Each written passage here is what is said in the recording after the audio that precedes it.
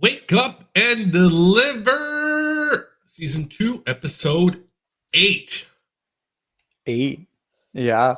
And you surprised me this morning. Well done on that new intro music. It's way better than like the stock one that comes, because that one. No, but like that's like that must that's no, but that's not the first one. The one that we had that we've been using is like the very typical StreamYard, like whatever. And I actually honestly really don't like it. And I thought that was the only one. I didn't change anything. That's just they changed it in the background. Oh, the people that control the things. Well, that's embarrassing. So, anyways, you should have just taken the compliment and run with it. We said we'd do this.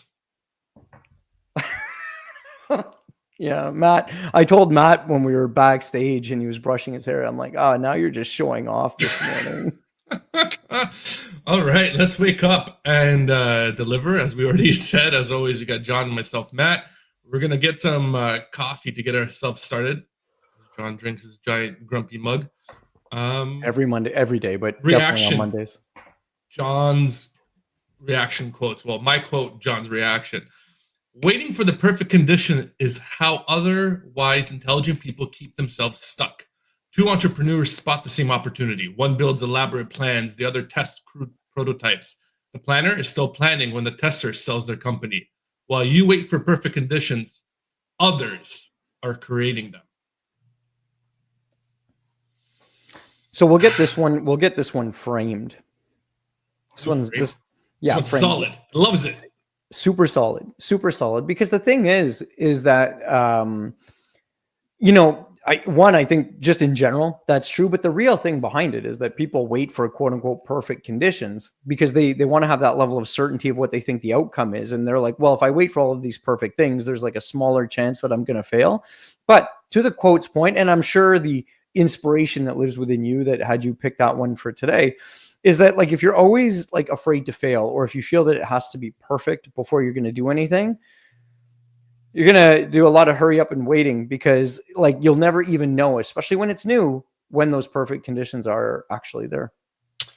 Absolutely. I think that is the main reason I picked it. I was like, I knew this might end up on the back of the board. It might be up there. Sure. As a quote. But I'm going to do a quick, I know I usually don't, I'm going to do a quick 2 plugs for myself just because I have the opportunity to do so. This Wednesday, come join me on the Freight Coach with Chris Jolly. That should be out this week on Wednesday. We're doing some recording. Actually, I don't know if it's live or not, but it'll be out. If you guys don't follow Chris Jolly, he's a great logistics podcaster, a lot of great stuff. The other one is a thing that we've been working on in the background. Kat and myself, we have a podcast coming as well. That should be coming out in March. We'll have more details as it's coming along, but it should be super cool. A lot of things that we've been working on, trying to get a lot more content. That's kind of my segue that I wanted to lead with, because you. What's this podcast? Like, give the viewers more. I don't want to say too much. I'm just going to lead in, and we're going to drop little tidbits every so often. But it should be very different from anything so far. I think it's going to be really cool. The first one's going to be an introduction one, kind of, what we're doing, what we're planning, and what we're trying to do. But it's going to be very much geared to the logistics industry, as we always do things. But I think it's an interesting take. And Kat will be leading it for the most part and have a different perspective on it. So it should be fun. Nice. But to that point, we also talked about before backstage, the private community and how that's changing the social media stage. I'm just going to bring this up just to kind of distract everybody at the same time too.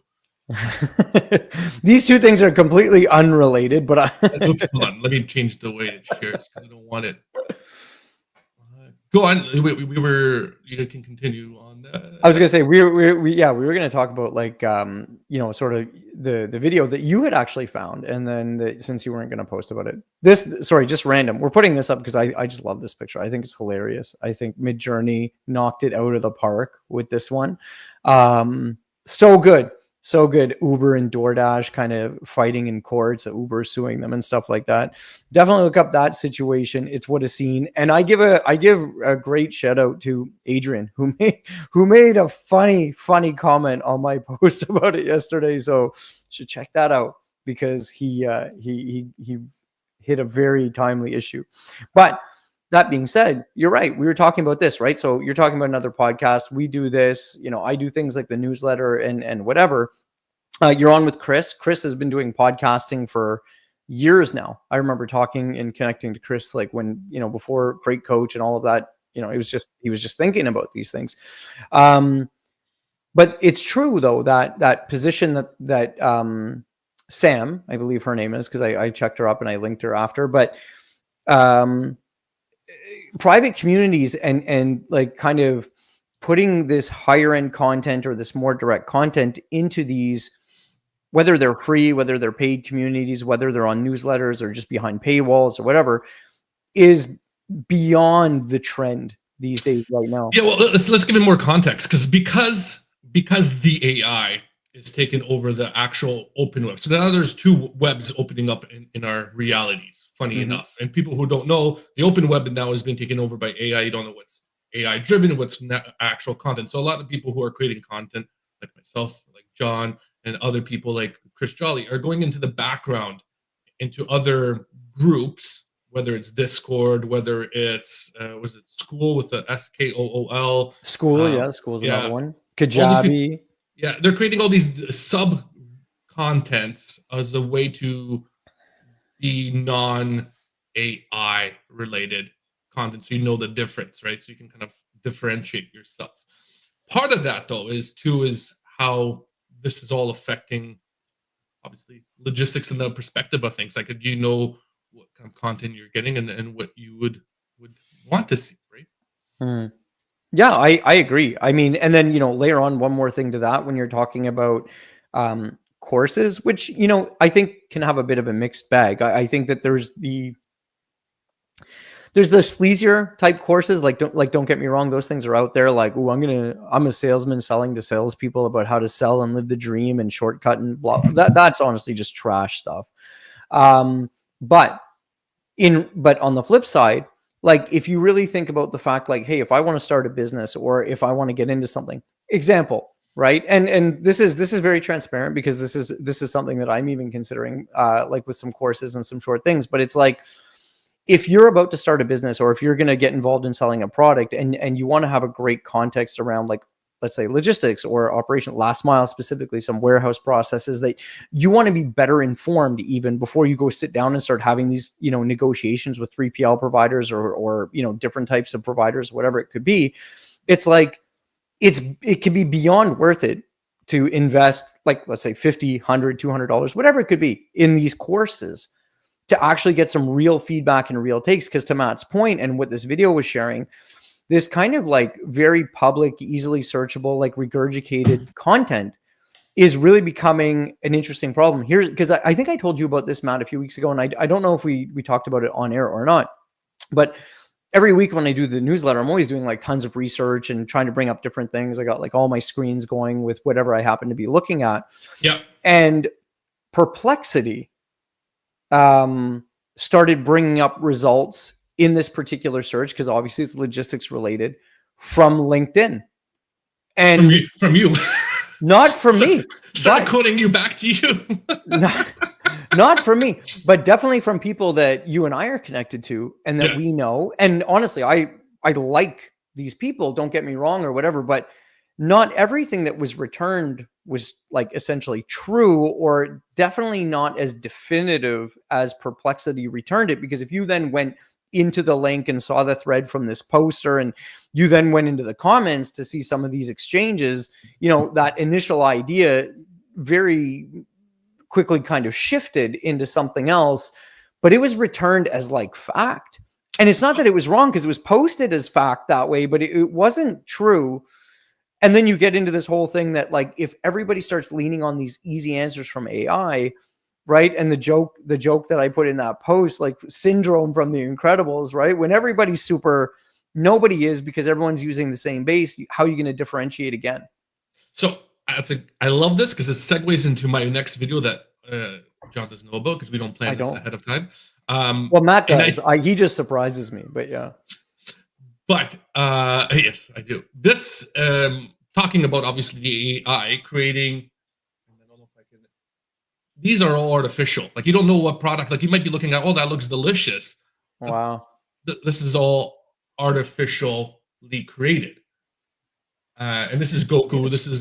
This is Sorry, just as a quick pause, just for people that may not be aware, I like some of this looks like, oh my god, how'd they do it? Crazy tech. It for sure is. Don't get me wrong, but engines like Midjourney or Flux or whatever, even Sora, it's not necessarily that they're completely incapable of doing this, but there's still a lot of guardrails around trying to, how quickly do you give essentially everyone the keys to the castle in how realistic or how accurate they could make something.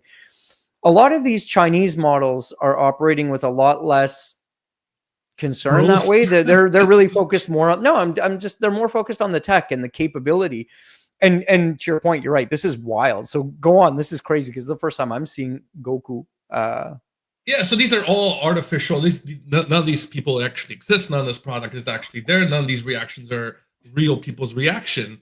But this is the what we're talking about in the background of these products, and these products are becoming, driven by a lot of this format of advertising, and then people are going off and buying. I'm going to pull up another one as you kind of. So just while you're bringing that up, and funny enough, because I saw something the other day about you. I don't know if you've ever seen it. My kids definitely saw it, but they never really were into it. But do you know that little boy? His name was like Ryan's World or something like that, where he reviews toys.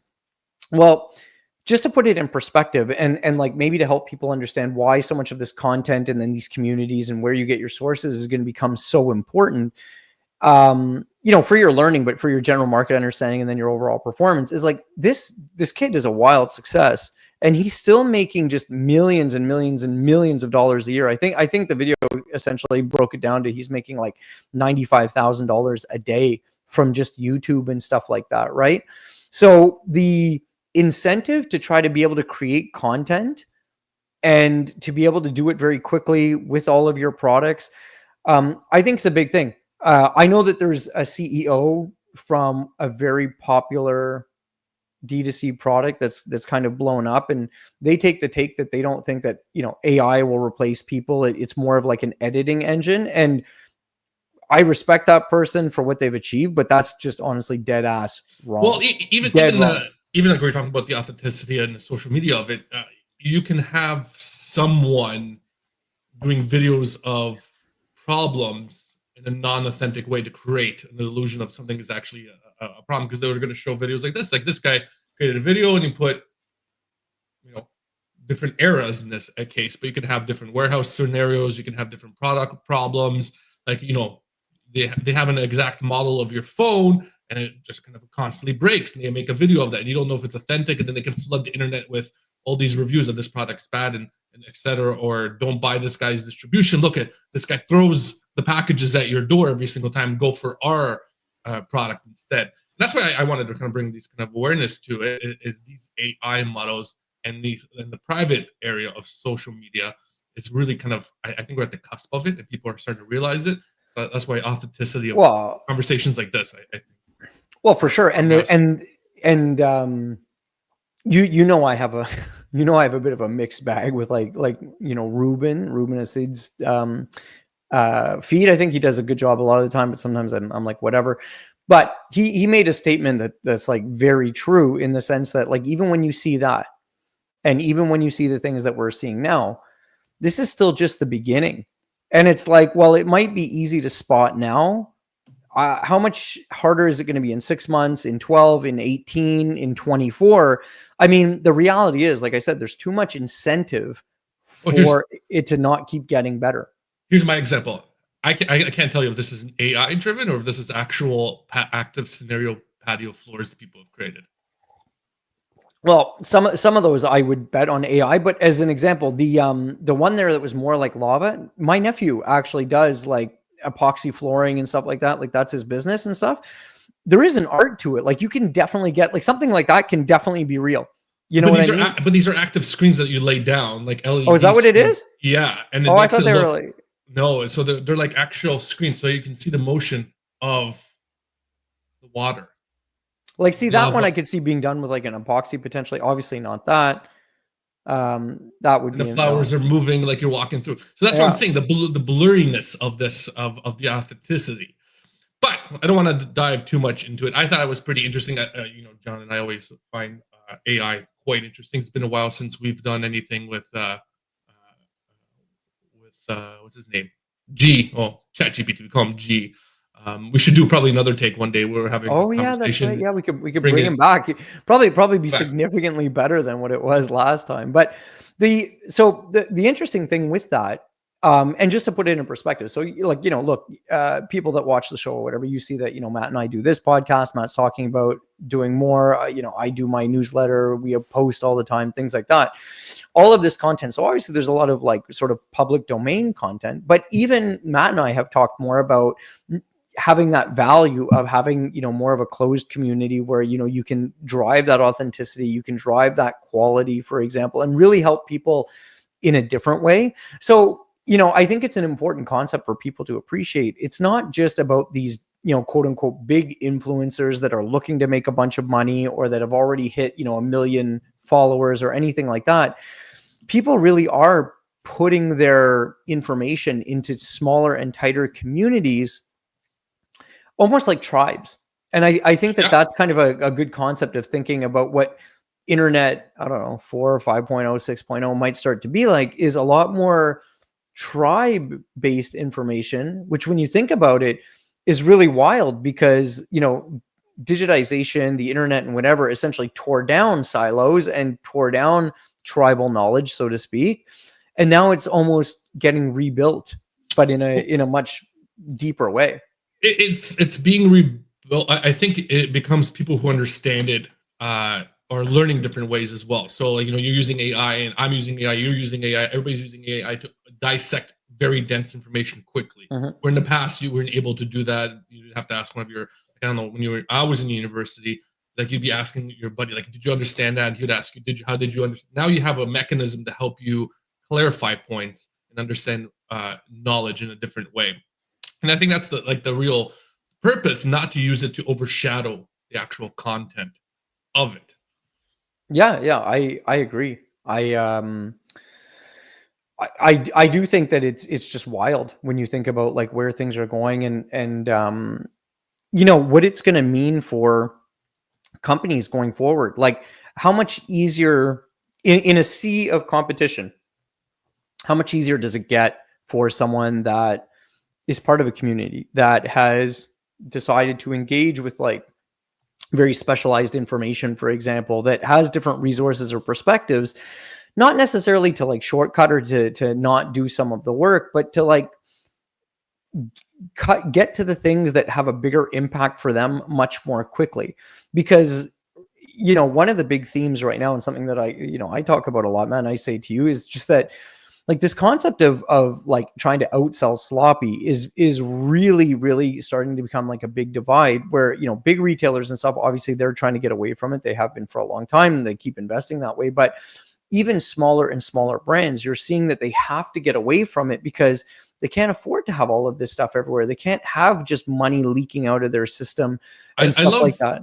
I love it. We're on the same brain length, even though you don't know what I was going to talk about. And that I did. Segues perfectly into just even the simplest thing of packaging. And I love this. I saw this of this is very good. I like this too. Yeah. Just the packet, because there's so much waste. And then there's, how do we eliminate packaging? How do we make packaging better? How do we create a better experience for the user? I hate it. When I get a package, I have all this crap that I have to pull out. I thought this was brilliant as a way to make your logistical operation better by really rethinking the process of how do we make this package quicker and less wasteful. It's coming out, a lot of these innovations are coming out of China as well, which I would love to see more of them coming out of North America because we have the more of the waste and less of that recycling mindset. So here's an interesting example, right? Because I get, like 3PLs all the time being like, oh, how do we increase our revenue? How do we do this? How do we do that? Like even something like that, right? Like you see a box and obviously its key feature is like, it's got a huge benefit for packaging, keeping your things secure and whatever. But look at how much real estate is available on that box for other type of communication or whatever. Now, not everyone's going to get into custom box printing. That can be quite expensive and stuff like that. But I mean, imagine on the inside of that box, you've got like you've got stickers, you've got inserts, you've got different things that you can use to communicate with your customer, like physically, that they can hold in their hand and that they can experience, but that like isn't necessarily published online? Or how do you kind of like just tweak up that brand's raving fans, right? And that's a lot of stuff that I think is where these, you know, more revenue generating opportunities are in the future. There was a great case that I liked, and I'm going to talk about, well, Midday Squares. At the first, when they first did their couple, whatever, million or a couple thousand deliveries on when they were bought online, the mother would handwrite thank you notes to all the people who ordered, saying, hey, thank you for ordering this product. It means a lot. And you see a lot of these people who are creating these custom products, they're making it more personal. And I think everybody wants to be more personal with their product nowadays versus just being a general product that they're buying. And I'll give another great example, because we're on the same brain length here today, John. We're just excited. This I thought was really cool. Imagine delivering this e-bike that's ready to go. They're going back to the old style, North American brand. I thought this packaging was solid. It's, you know, delivery probably wouldn't be the easiest, but it'd be a lot easier for the consumer. But this is what people miss, though, is that like that's a product right there. How often are you going to buy that? Once. Exactly. Once every 5 years. Exactly. So if they said, hey, you know what, we do this so that you can be out on the road the second you get this, because we want you to experience this thing the moment you get it. Our delivery is $150. It's a white glove. It's this, it's that. It's dropped here, packaging all taken away. You're ready to go. You can start riding literally 7 minutes. And I would be as specific as saying something like that, like, because you want to catch people off guard. So if you're like, it's $150 delivery and you're actually going to be riding your bike in 3 minutes and 22 seconds after you receive it. Like that's kind of concept. That's awesome. Yeah, exactly. And people will be like, hell yes, immediately. Yes. And it makes a difference. And that's part of that sales cycle. But you don't, the other thing that I find interesting is products like these, you're not going to find them on the Super Bowl ad. These are coming now more and more through your Instagram, obviously through your YouTube and all these other aspects of it. And then we have some comments that John's replying back to it. I am. That's why. Sorry, I look distracted, but I'm trying to help out. Matt did all the prep work, so the least I can do is like, you know, be in the crowd with everybody. But it's interesting too. And you know, there's another comment there saying it is getting harder to surprise and delight. That is very 100%. Very true, right? One of my I used to spend lots of time on like these like sort of psychologies and sales and like all of these things when I was just years ago when I was into all of this stuff, right? I get very hyper obsessed with different topics.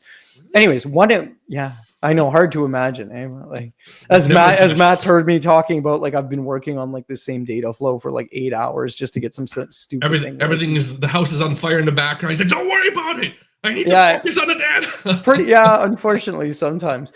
But like Seth Godin, like honestly, like the concept of like purple cow, and that's what most people like as a logistics provider, especially, just can't wrap their head around. It's like you either have to make someone curious or they have to be afraid, essentially. Like they like you know what I mean, to really catch their attention, because the world now is so crazy and it's just so inundated with noise that even more our brains are going to autopilot and stuff like that. And the things that we don't think about, that don't draw our attention, that don't like make us like either curious or like we're afraid of it, are just passing by. And that's noise. And that's why I tell people, like, honestly, I said, you writing, I know this is sound harsh and I apologize for anyone that's listening to this, but spending time to write content on LinkedIn for your 3PL or for your delivery service, and then be like, you know, oh, we're just like, we're 99.9% SLA. Like, okay. That the customer expects 100, like that. You're not driving anyone's curiosity. You're not surprising or delight. But why do you think, for example, even this morning, InPost in the UK is talking about like a big parcel shift and whatever? The first thing they do up there is like, oh, $1.99 delivered to a parcel, which for the UK is like an aggressive price point. Curiosity. Oh, I mean, I think it's a waste of time to be chasing, you know, race to the bottom like that, especially when you're building infrastructure with parcels, but that's a whole other thing. With lockers. But you've got to capture people's attention, right? And you have to also appreciate both with content, both with experience, both with the product in general, or all with it, not both. Everyone is doing that and everyone is aware of it. So it's getting harder and harder, which is why like spending time doing lazy things it's giving you no benefit. You're probably just bleeding money or time or both, and you're not going to see anything with it. I love it because this is, again, you're segueing into another video they had, Prep. Oh, there you go. You're talking about the sales cycle. We talked a little bit about before this as well. The sales cycle, how do you improve it? How do you create content? People are like, well, how do I do that? How do we get better at this stuff? And I'm going to tie in the AI conversation that we had earlier on. Is the tools that I would be using is something like this. And I think you've seen it. I've sent you something similar. Are these help desk tools that are using AI now? Be able to dissect your whole conversation that you're having all day long with people on the phone, and then give you pointers on where you are doing well on your sales cycle, on your pitch, and where you're losing the customer based on that conversation. And the prompts can help you create a better conversation based on how you talk and emulate it. It improves you. Like the tools are there to make you such a better person. The tools are there to make you a better person if you actually use them that way. And this is what I said in that video the other day, is that I think AI has got a duality to its existence, where it is the greatest enabler and then the greatest enabler of greatness, and then the same enabler or like sort of driver of mediocrity. Because two different people will take the same tool like this.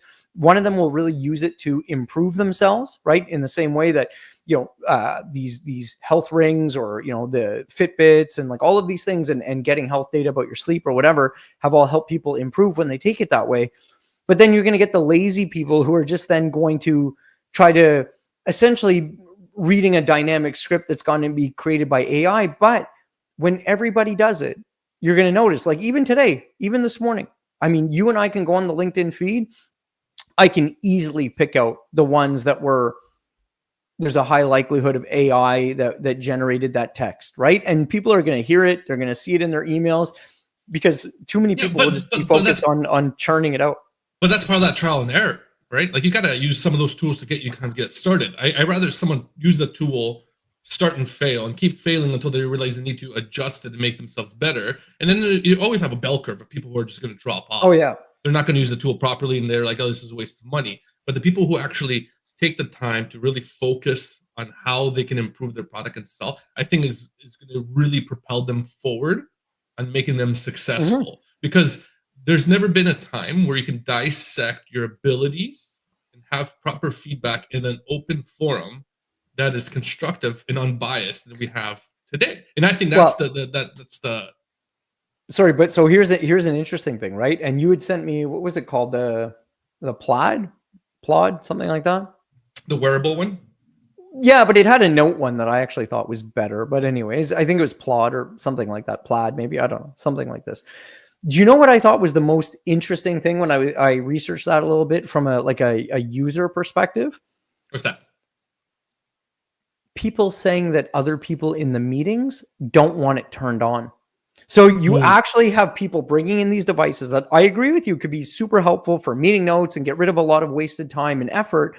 But it was inherently creating discomfort from everyone who felt like everything they said was being recorded, analyzed, or whatever, and then actively telling this other person, hey, I don't want you using it. And what I thought was crazier, the general feedback from the community of people who've already bought this, and always keep in mind that the people who have bought it are, they're early adopters, or they're jumping in, and now they're also kind of stuck with having to justify or rationalize their decision.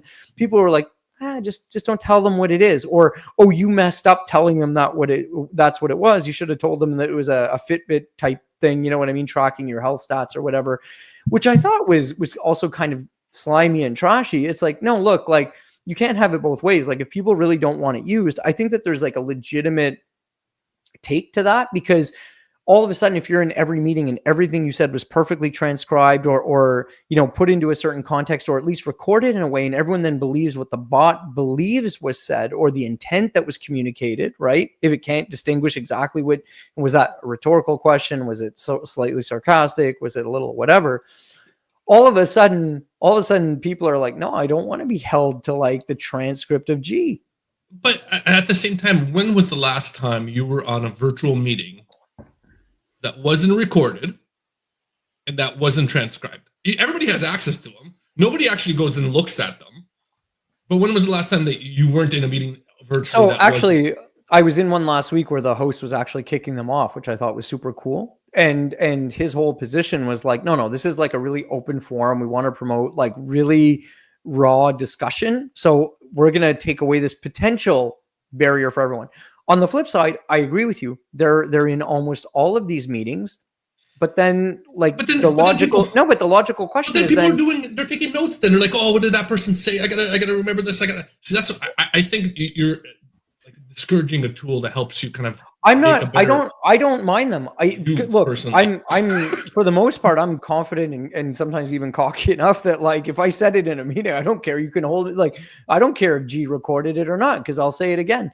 But the point being is that like there's a lot of people that are not maybe at that level of confidence or assuredness, and they will then probably default to being more quiet. So I think that they are great tools. I'm just saying I think that they also come with like a little bit of an underbelly that, you may slow down communication, you may slow down innovation, you may miss some things because some people just will not be as comfortable or to share.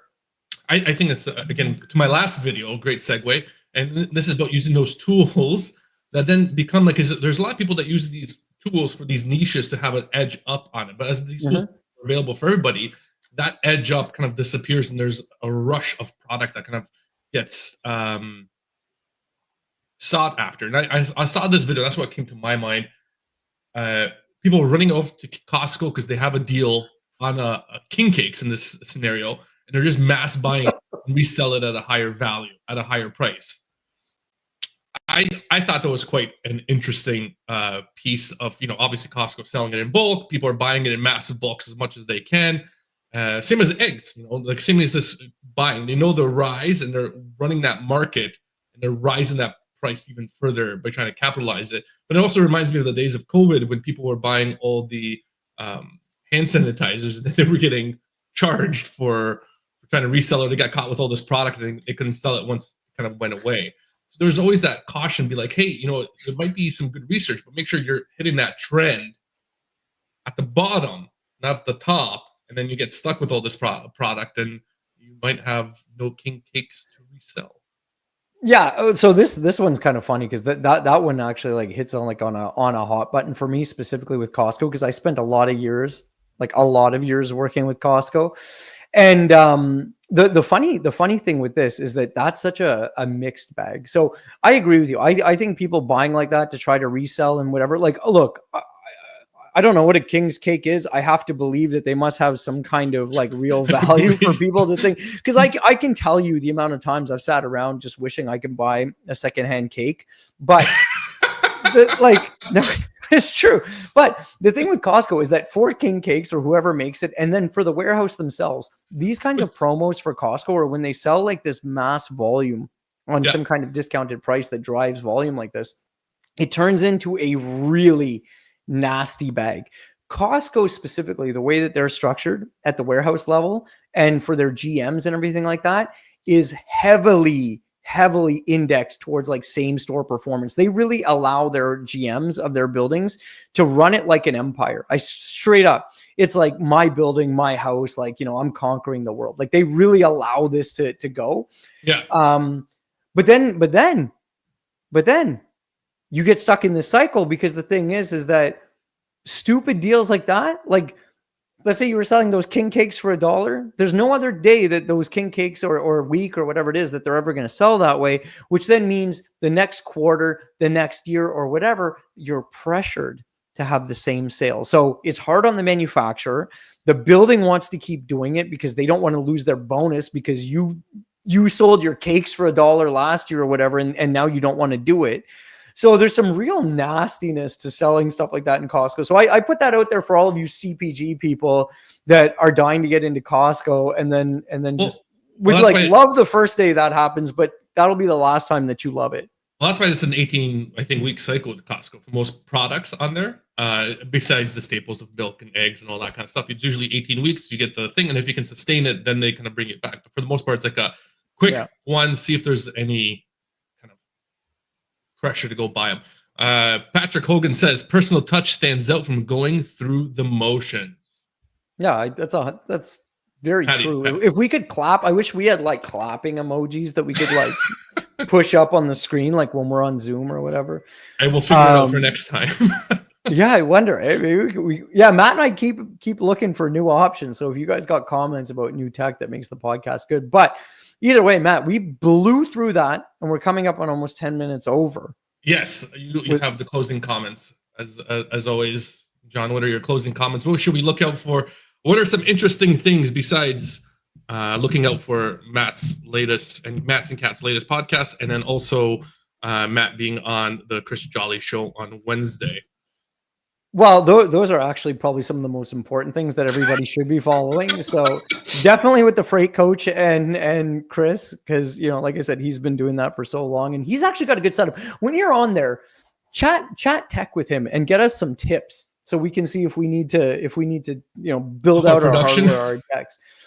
No, but honestly, you know, I think probably the best thing just to share is just wrapping a bow around all of this great stuff that you found for everyone today, and just really helping people understand how noisy the world is getting, how easy certain types of things are going to be, and just how much more important it is going to be to have, like, you know, real information, real authentic connections, be able to truly understand your customers and stuff like that. Because, you know, if you can buy it off the shelf, so to speak, so can your competitors.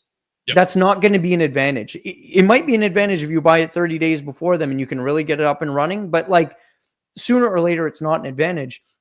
And, you know, you're going to have to really develop your own ways to do things. And lazy isn't going to last. Sorry, like, it just won't.